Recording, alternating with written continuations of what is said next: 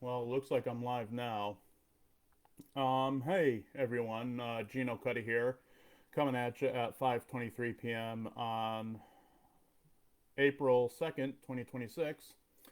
And today happens to be Autism Awareness Day, and I just wanted to give my thoughts on the I guess you would term it a holiday. For some people, it's a holiday.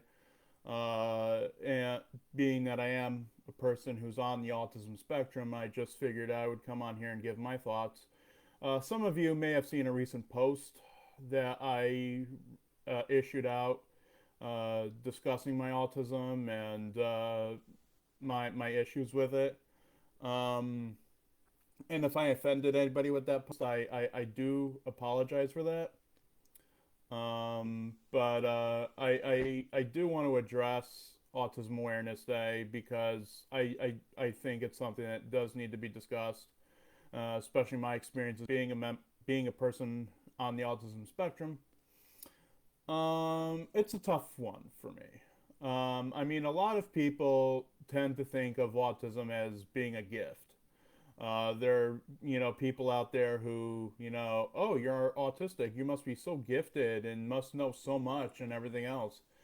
Well, yeah, for some of us, we do have quite a bit of knowledge, but unfortunately, that knowledge is quite limited, being that it's really only pertains to that stuff that we're interested in. Like I could sit here and talk to you all day about old B westerns from the 1930s and 40s, but I couldn't tell you the first thing about how to fix a car or how to balance a checkbook or anything like that. Um, so that carries its own set of challenges. My anger is not that great either, being a member of the autism community. Uh, as a matter of fact, today I had a little bit of an episode.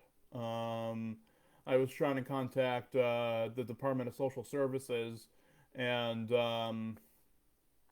unfortunately, I got so angry that I threw my phone, and I wound up cracking my phone screen really badly. And I'm ashamed of that. I'm not proud of that. Certainly, I'm not happy that I did that. And I think a lot of that has to do with my autism diagnosis. I think that if I didn't have this autism, I think that I would be able to handle my anger a lot better. It's just that my anger goes from like 0 to 11 in like 2 seconds flat. Um, I mean, I have tried to work with a therapist on this. We've developed sort of an anger plan that I really should put into motion, but I just haven't been able to, because life has just been so difficult for me lately that I haven't had the opportunity to really sit down, evaluate the anger plan, and really, test it out and make it work for me. Um, and being autistic as well presents more challenges in that, sure, a lot of you probably would be totally shocked to hear me say this, but I have a hard time talking to people. You know, I mean, all of you who I'm friends with on here, I don't really have that much of an issue talking with because, we have like minded interests, we're like minded peers, and, if I can't connect with you on an emotional level, at least we could, connect, via our interests, like in movies or professional wrestling or music or whatever. We could connect on that level. But if I were to go out to say a coffee shop, I would have a hard time, going up to a random person and just saying, "Hey, how you doing?" And doing the whole small talk thing. I would have a really hard time doing that because it's like, what would I say to this person? Well, what sentence do I formulate to, break the ice? What would I do there?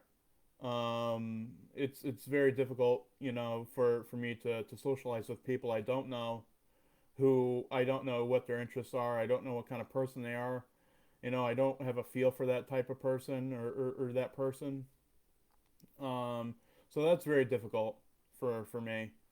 So sadly, I think because of that, I think that my chances of dating someone are rather nil. I mean, I don't want to rule anything out, but at this point, I'm nearly 31 years old and I'm still single. And there are other challenges, other things like the fact that I still live at home, the fact that I'm unemployed, and other things like that, which, I'm not really the greatest catch in the world, unfortunately. That's just the whole kit and caboodle of it. But the anger is certainly an issue. I do wish that I could de-escalate my own anger, de-escalate the situation, and diffuse it before it gets to the point where I'm throwing things and breaking things. I don't want to be that kind of a person. I don't, because that does scare people. People tend to think, oh, that person must, be violent, in every facet of their everyday life, when if they are erupt that badly when they get angry. Um, I and I think a lot of that too, the getting mad and throwing things. I think some of that is based on instinct a little bit, because I experienced a lot of that at home when I was a younger child. I mean, you know, my mother, my father were, they were the type of people that if they got mad, they would, maybe throw the occasional dish or something or whatever. I mean, certainly my mom has mellowed significantly as a person, and she has gotten better as a person, and I truly love her for, blossoming into the person that she is now. But I think that may be why I do it. I'm not sure.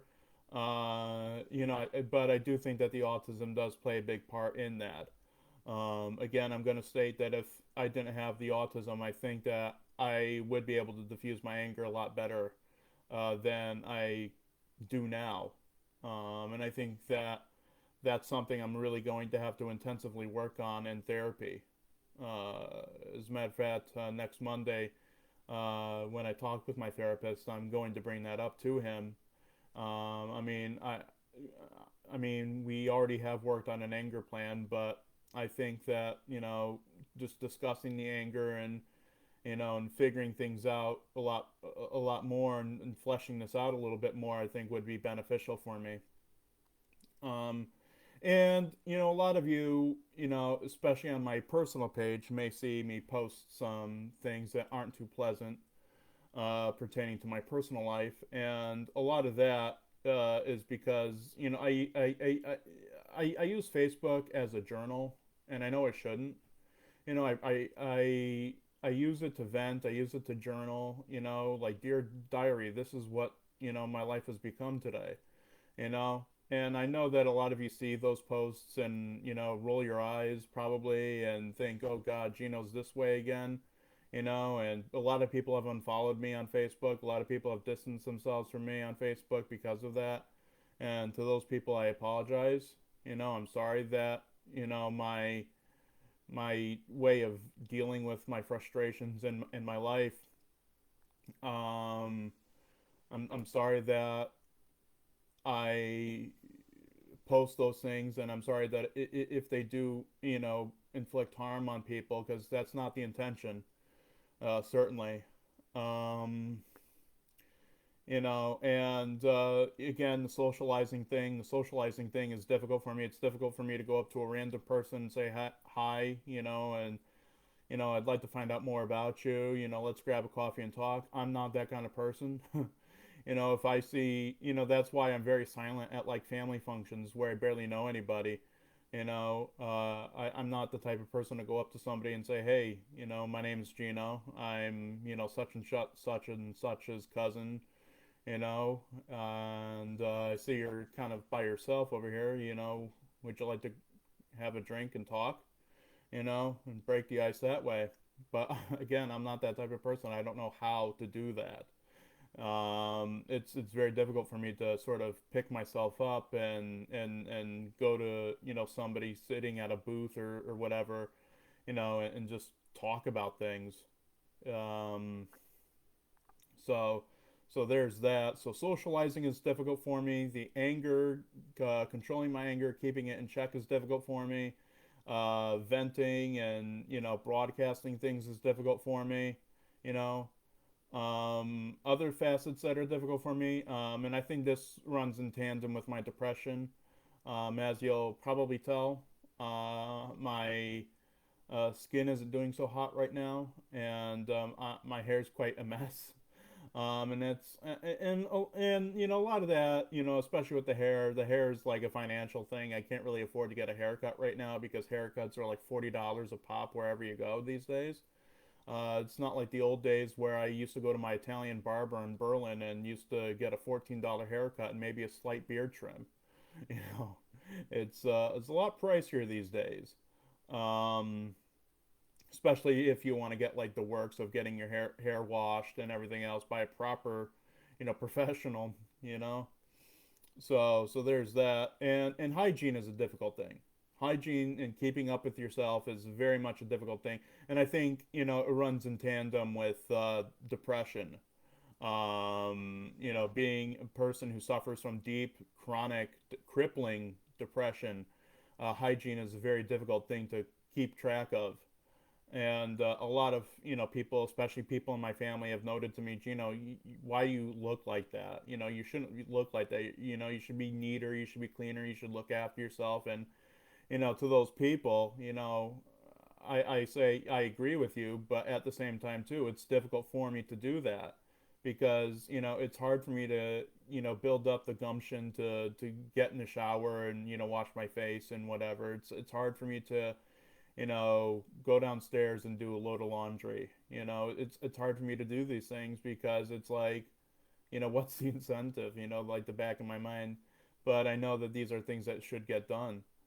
Um, but they are very difficult things to get done. But I do know that they do need to get done. Um, what else is difficult for me? Um, the socializing, the anger, the trying to keep myself from venting and self-destructing, quite frankly, online. Um, what else? Um, but with autism and its challenges, I do understand that there are some positives. I mean, people have said that I'm such a gifted writer. People see my television work and are like wowed by it, and they see, my interest and my drive and my passion in film and everything else, and and a lot of people have been like, Gino, how do you know all this stuff? And it's just because I'm driven by my passions. I'm driven by this stuff. I mean, I'd like to get paid for doing this stuff, but unfortunately, that sadly isn't the reality of at least my situation right now. Um, Hopefully, it'll be someday. I keep holding out hope that maybe someday I'll be paid for my talents and somebody will see me for who I am. And pluck me out of obscurity. Um, so I mean, I do acknowledge my talents and my gifts, and probably if I didn't have the autism, I probably wouldn't have a lot of those gifts. So I am thankful for the fact that I'm a great writer. I'm thankful for the fact that I'm at least a decent cartoonist. I'm thankful for the fact that I know how to produce television and host television well. I'm thankful for the fact that I could retain a lot of knowledge on things that I'm interested in. But sometimes, and honestly, I felt like this the other day. If there was like a Faust situation, I don't know if any of you are familiar with the story of Faust. Basically, it's the story of a guy who basically signs his life away to the devil in order to have love and have everything that he ever wanted in life. And honestly, I've given that some thought many times. Would I sign on the dotted line to the devil? Take away this autism and give me a romantic partner and stuff like that. Yeah, I've certainly thought of that. And I've said I'd rather forfeit the autism, forfeit the talents, forfeit all this, just to be a normal guy who lives a normal life, is able to own a house, is able to raise a family. Because I look at a lot of people in my family, like my cousins, my cousin Nicole and my cousin Tony and all these other people. They're married, they're good looking, they have families, they live on their own, they have cars, they're able to drive, they're able to do this. And that is totally alien to my world. I'd love to have those things. I really would. But, I think my autism does present a barrier to those things, and it's sad that it does. I mean, there are some people on the autism spectrum who do drive cars. There are some people on the autism spectrum who have dated and, are married, and for those people, I give them the biggest round of applause in the world for that. But for a lot of us, that's a challenge. I have a friend named Russell who, is 40 years old now, and he's quite depressed about the state of his life and the fact that he's not married and have a family yet. Um, so this is something that is pressing on the minds of those of us on the spectrum, especially those of us who are getting older. Another thing that I do worry about, of course, is what's going to happen to me once my mother passes away? Will I be able to live a full life on my own? Because I've just been so dependent on my mom my entire life, and she's been dependent on me. But I do have to prepare for that time, that day when it's going to come, when my mom will pass away. And I'm going to have to figure out what to do from there. Will I have to, just force myself to learn how to drive a car? Will I have to force myself to do things that I'm really, really uncomfortable with doing? Um, and the answer will probably be yes. I mean, if I absolutely have to do these things in order to survive, I certainly will do them. Um, but I prefer not to. I mean, I know that sounds foolish and juvenile, probably for me to say that, but I'd rather not learn to drive because I don't trust myself behind the wheel of a moving vehicle. And given how Connecticut drivers drive, I mean, I can't speak for any other part of the world, but Connecticut drivers aren't the best. They pull out in front of you without turning on their signal. They pull out in front of you when when you're fast approaching where they are. That type deal, and it's just a minefield to me to step on. To learn to drive because the thing that I would hate is to get out on the open road and crash into somebody and God forbid take their life. That would weigh heavily on me for the rest of my life, that I took somebody's life, that I took somebody away from their family. And that's the kind of thing that I worry about. When if I would be behind the wheel of the steering wheel of a car. I mean, to be fair to myself a little bit, I have piloted a boat. I've been behind the steering wheel of a boat. But it's quite different on the open road. I would have to say probably. I mean, uh, the only driving really experience that I've ever had was years ago when I went and did go karts. That's really just the brunt of my driving experience. Um, so so yeah, it does cross my mind what is going to happen to me once my mom dies, and it's probably going to be difficult. It's definitely gonna be an adjustment. But hopefully, given where I am on the spectrum, hopefully it won't be impossible to proceed onwards. But the thing is for a lot of parents, for a lot of people who are raising children who are autistic, especially those that are profoundly autistic. I mean, that's something. I mean, I read posts from everybody, who either is autistic or deals with autism on a regular basis, and I read a lot of what autistic parents write about, and sometimes I feel they play the victim card a little too much. They sort of make me feel bad just for being an autistic person, and I hate feeling that way. I mean, I'm sure these people absolutely love their children from the ends of the earth and back, but it does appear to me that they do like to say, poor me, my child is a monster, my child just slapped me in the face today for no apparent reason and stuff. And but in all honesty, with that stuff too, I empathize with that because it's like, you don't know how to help, the child. You don't know how to, step in that situation, and you don't know what to do because you don't want to respond. You don't want to, have violence respond to violence. You don't want to do that to your child and traumatize them.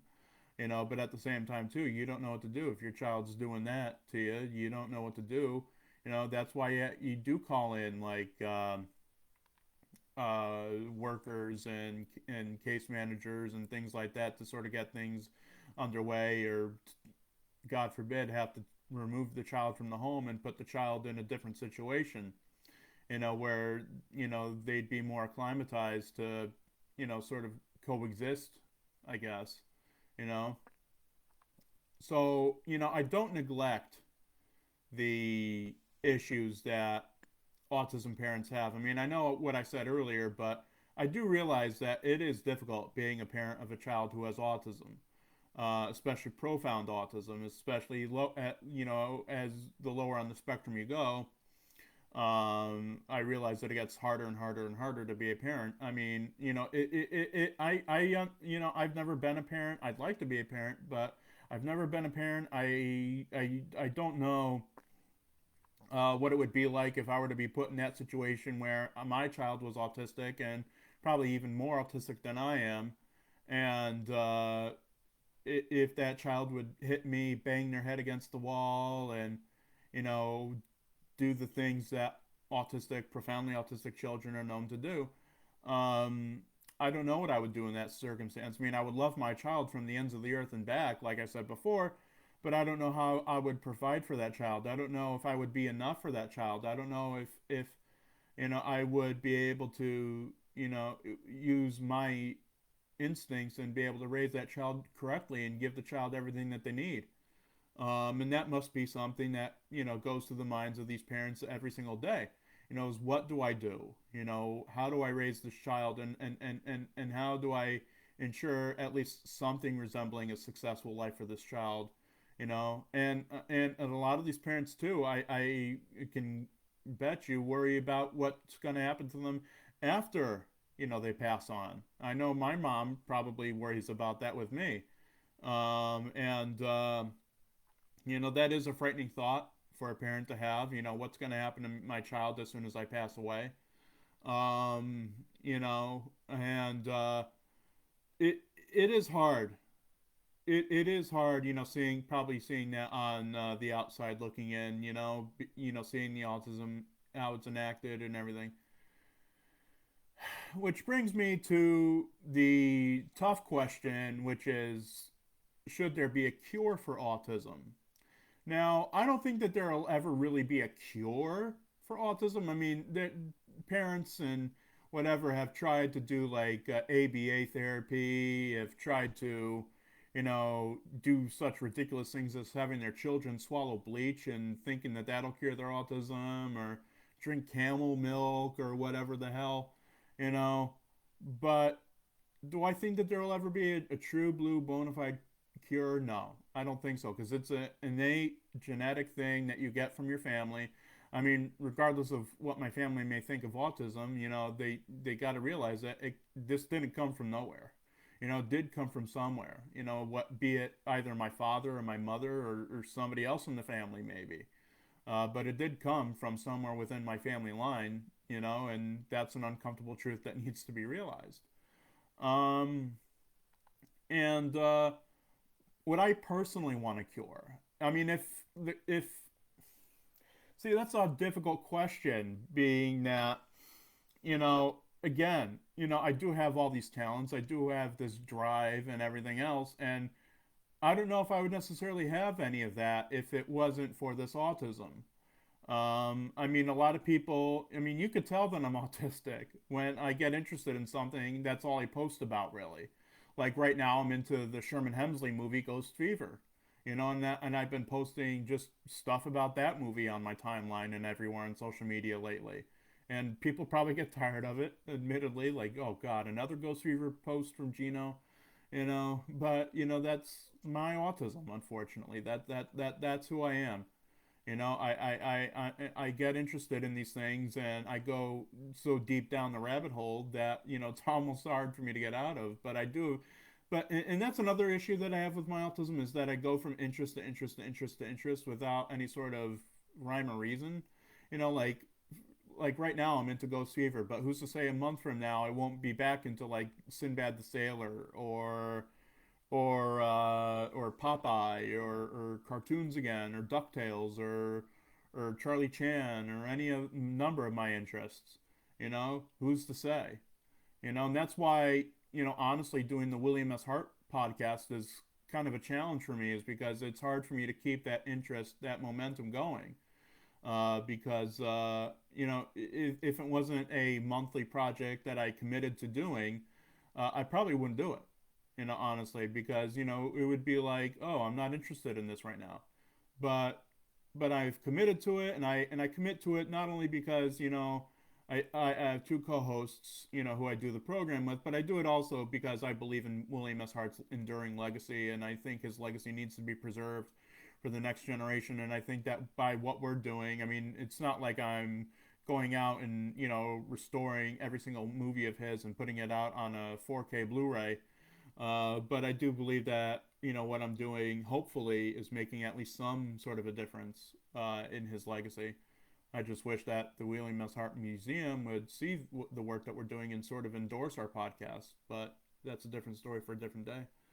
But anyway, yeah, I mean, if I, wasn't committed to seeing that project through, I probably wouldn't do it. I mean, and I get scared of a lot of things too. That's why I backed out of the cartooning project, and I probably upset a lot of people by doing that. But I just, it's like the whole car driving thing. I don't, I'm not confident enough in my own abilities as an artist to be able to go on the air and show other people how to draw, when I could probably use a few art lessons here and there myself. Um, so so there's that. I mean, yeah, autism, people could sugarcoat it all they want, but at the end of the day, autism is a disability. It is, I think, a mental illness. It's a challenge, It's a challenge to live with, and it's a challenge to have to interact with. Um, and I understand that. I understand, for a lot of parents, it's hell. It is hell, parenting an autistic child. And if you could have it any other way, you would.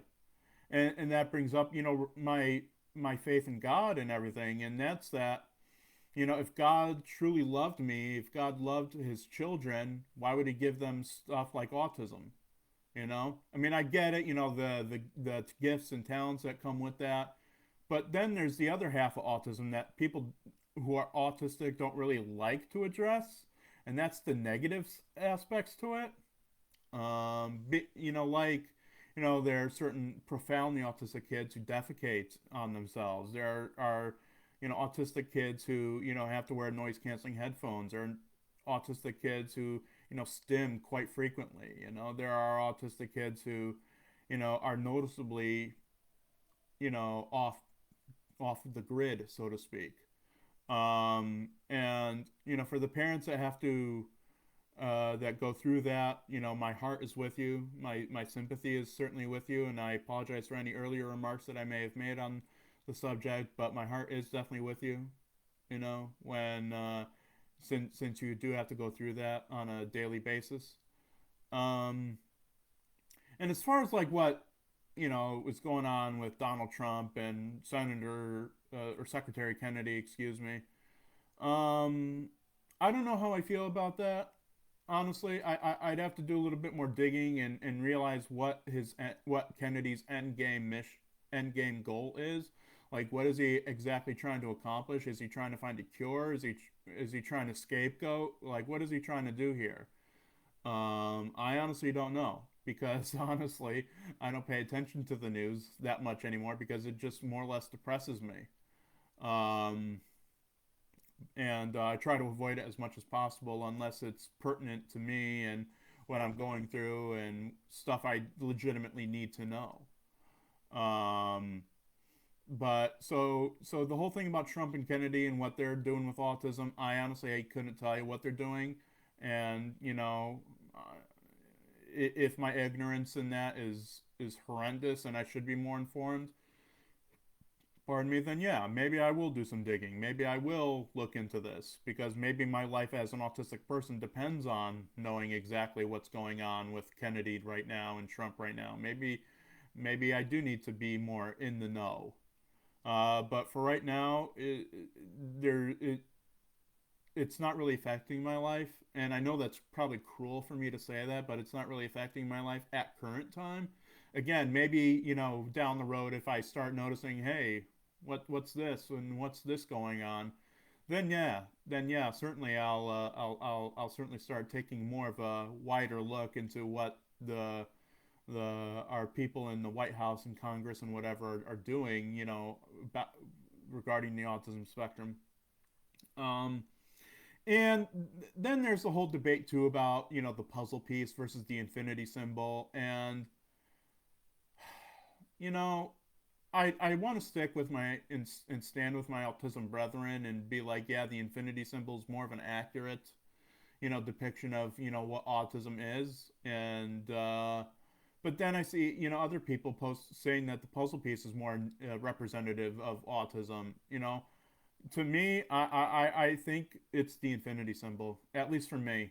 The multicolored rainbow infinity symbol. I think that that's more or less what autism is. It's a spectrum, and I think that that more or less better conveys a spectrum than, say, a puzzle piece. Because there are people who defend the puzzle piece and defend that sort of imagery and say that